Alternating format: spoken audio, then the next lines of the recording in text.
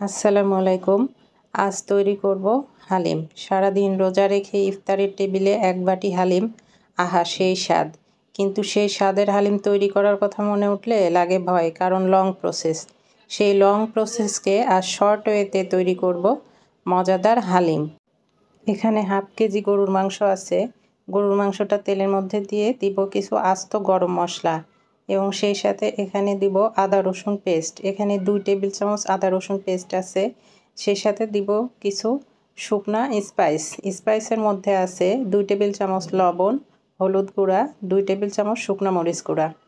এই মশলাগুলি দিয়ে খুব ভালোভাবে নেড়েচেড়ে নিয়ে এখানে অ্যাড করব 2 কাপ পানি। পানিটা দিয়ে মাংসটা খুব ভালোভাবে নেড়ে দিয়ে ঢাকা দিয়ে দেব। ঢাকা দিয়ে যেহেতু এটা আমি হালিম রান্না করব, এই জন্য মাংসটা খুব সফটভাবে তৈরি করতে হবে।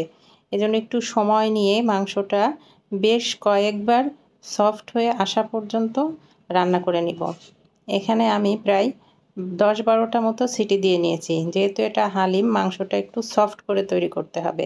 এবার আমি চুলায় একটি কড়াই বসিয়ে সেই কড়াইয়ের মধ্যে আগে থেকে ভিজিয়ে রাখা রেডিমেড হালিম, এটা রাঁধুনি হালিম, এটা কোনো স্পন্সর ভিডিও না, এটা শর্টকাট ওয়েতে হালিম রান্নার পদ্ধতি আমি আজ তৈরি করে দেখাচ্ছি। আমি একটু গরম পানি দিয়ে রাঁধুনি হালিমের পুরা প্যাকেটের হালিম মিক্সটা ভিজিয়ে রেখেছিলাম আধা ঘন্টা। এবার কড়াইয়ের মধ্যে সেই পুরা প্যাকেটের মিক্সটা দিয়ে এখানে দিয়ে দিলাম আলাদা প্যাকেটের যে শুকনা হালিম মশলাটা থাকে সেই মশলাটা। আমি এখানে কিন্তু পুরা প্যাকেটের মশলা দিইনি, অর্ধেকটা দিয়েছি।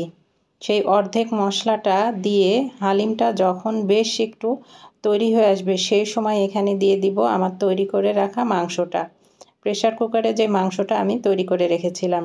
আমি আগেই বলেছি আজ খুব শর্টকাট ওয়েতে আমি হালিম রান্না করে দেখাবো। এটা রাঁধুনি হালিম মিক্স। এবার এই হালিম মিক্সের মধ্যে বাদবাকি যে হালিম মিক্সের মশলাটা ছিল শেষের দিকে সেই মশলাটা অ্যাড করব। এখানে লাস্টের দিকে আমি দিব কিছু কাঁচামরিচ এবং মশলাটা যদি শেষের দিকে দেওয়া যায় তাহলে হালিমের টেস্টটা সত্যিই খুব ভালো আসে। যখন হালিম মিক্সটা সম্পূর্ণরূপে তৈরি হয়ে যাবে সেই সময় অ্যাড করব এখানে বাগারের মধ্যে আমি দিয়েছি কিছু শুকনো মরিচ এবং পেঁয়াজ রসুন।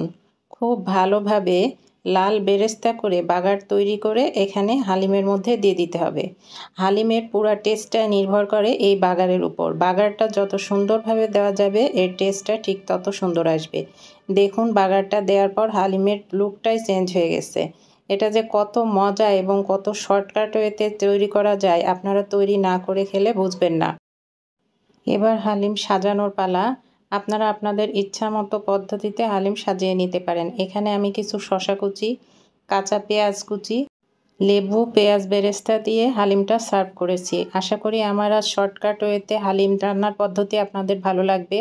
ভালো লাগলে লাইক, কমেন্ট, শেয়ার দিয়ে পাশে থাকবেন। আল্লাহ হাফেজ।